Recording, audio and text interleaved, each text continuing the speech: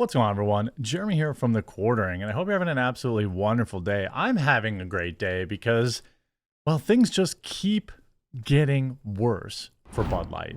Not only are they on like a multi-week, 4, 5, 6 week losing streak in their stock, they've lost billions of dollars in market cap, but just every day there's a new terrible thing that's happening to them, including, the hilarious desperation plea to have Harley Davidson and American flag bottles to try and offset this. Not going to work.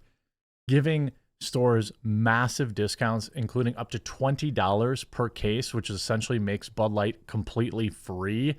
That not working. And now today, things have got even worse.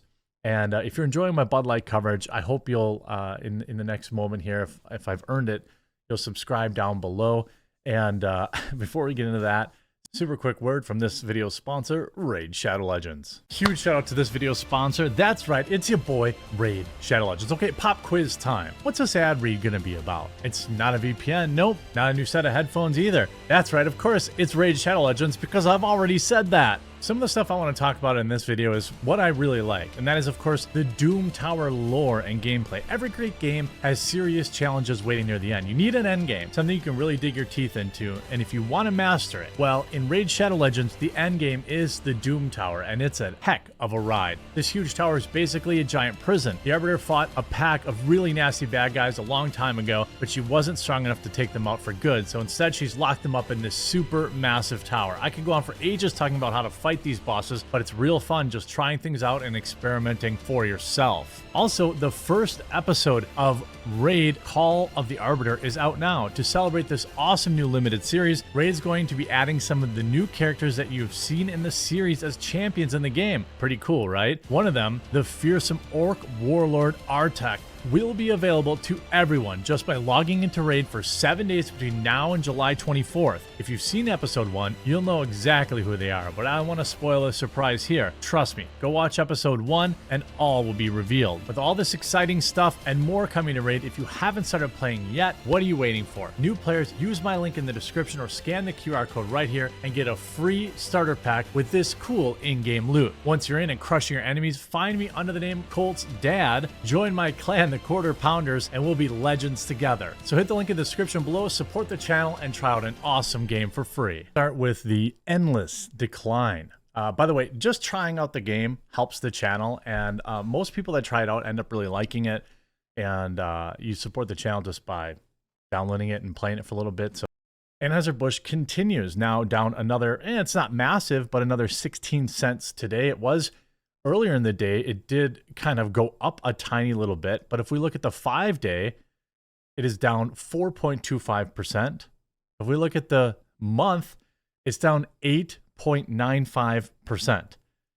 We have now almost completely erased the gains over the last 6 months. The stock had peaked at $66 roughly.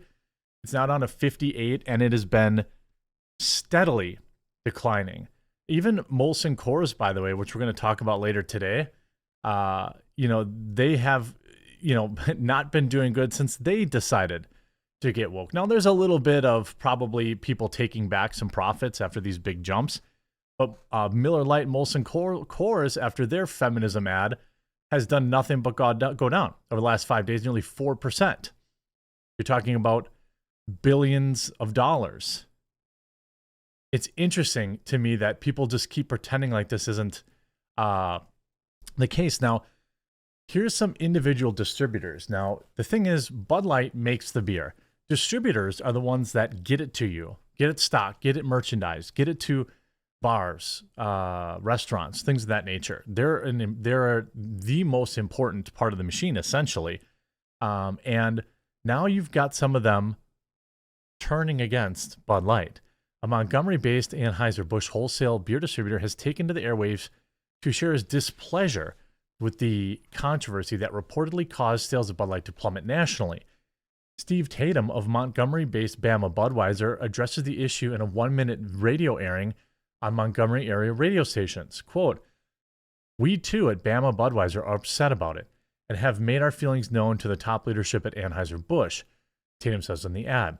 The voice of the consumer has been heard, and Anheuser-Busch has taken action. Last month, we already know, earlier this month. Now, Bama Budweiser has been in business since 1988, has 2 facilities in central Alabama, and attempts to reach Bama Budweiser for further comment have not been successful. In the 1-minute radio spot, Tatum, vice president and general manager of Bama Budweiser, says, quote, "We at Bama Budweiser, an independent wholesaler, employ around 100 people who live here, who work here, and our children go to school here. We do not, and as I've said before, did not support the issue involving Dylan Mulvaney. There was 1 single can made. It was not for sale and wasn't properly approved. As a result, the Bud Light brand has new leadership. Dylan Mulvaney is not under contract with Bud Light. The videos you may have seen are Mulvaney's own social media posts that went viral. You deserve to know the truth, and life is too short to let a couple of individuals decide what you can eat or drink or spend your hard-earned money on. And remember, making friends is our business, not enemies." Well, what's interesting to me is that sounds like somebody who's very concerned about their business. And I completely understand that. You all know how annoyingly hard I push Coffee Brand Coffee. In like 2 years, let's say hypothetically, I mean, this isn't the case because I buy the beans direct and I handle everything from soup to nuts. But let's say the person that provided a key ingredient in my product got woke or something like that, something that I had nothing to do with.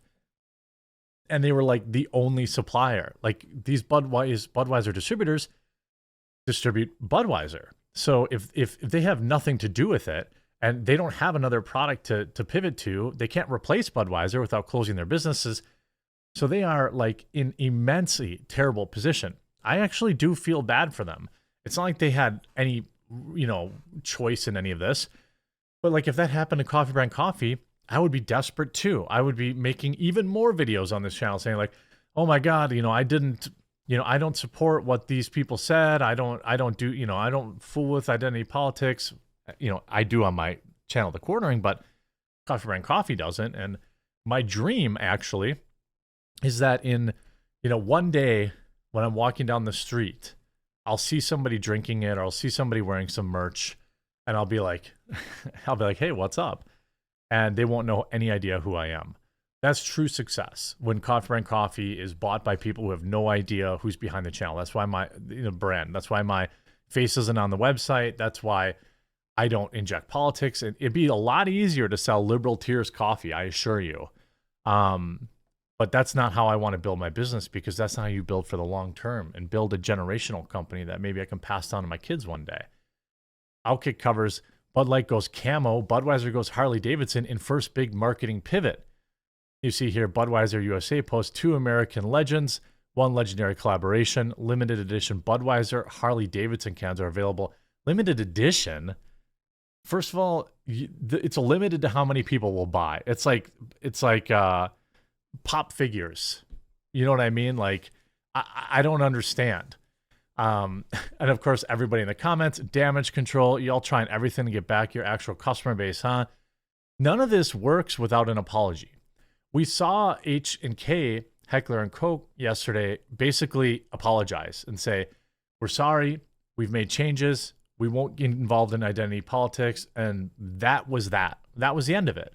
And that's how you handle it, right? Not putting American flags on your cans and being like, maybe they'll be too stupid. This on top of the failure, Bud Light mocked for $20 rebate on a $19.98 case of beer. They're giving it away.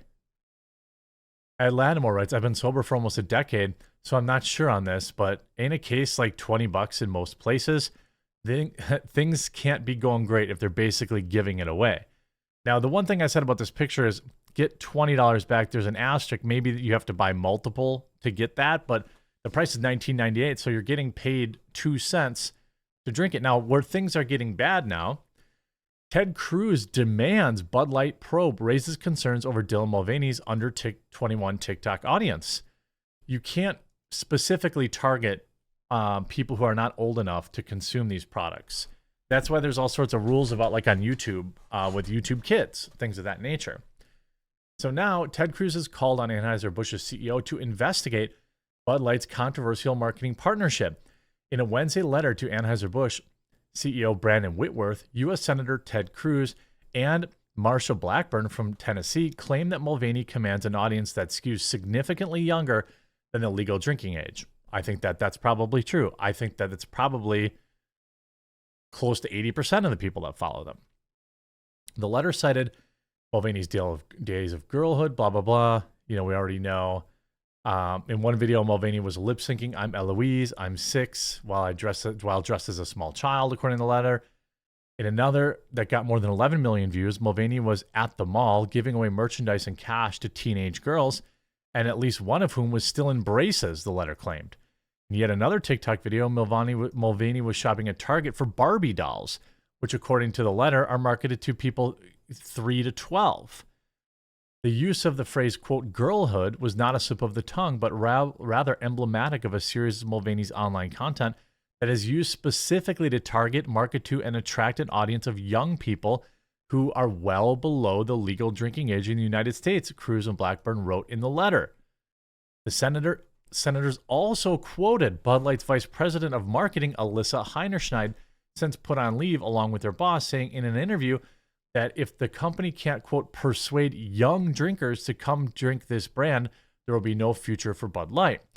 The letter, signed on behalf of U.S. Senate Committee on Commerce, Science, and Transportation, cited marketing guidelines under the Beer Institute and industry trade group, which dictate that, quote, "brewers should employ the perspective of reasonable adult consumer legal drinking age in advertising and marketing their products." Well, I think that when you hire somebody like Dylan, it's like running an ad during a children's cartoon. I don't think that that does demonstrate reasonable thought and reasonable foresight. The Senate committee's letter requested Whitworth produce documents related to Anheuser-Busch's relationship with Mulvaney by the end of the month. It asked for all communications related to partnerships between the beer brand and the influencer, including scripts for social media and after-the-fact audits showing Mulvaney's age demographics on platforms like Instagram and TikTok. This could get very bad, very bad. The letter also urged Whitworth to avoid a lengthy investigation by the Beer Institute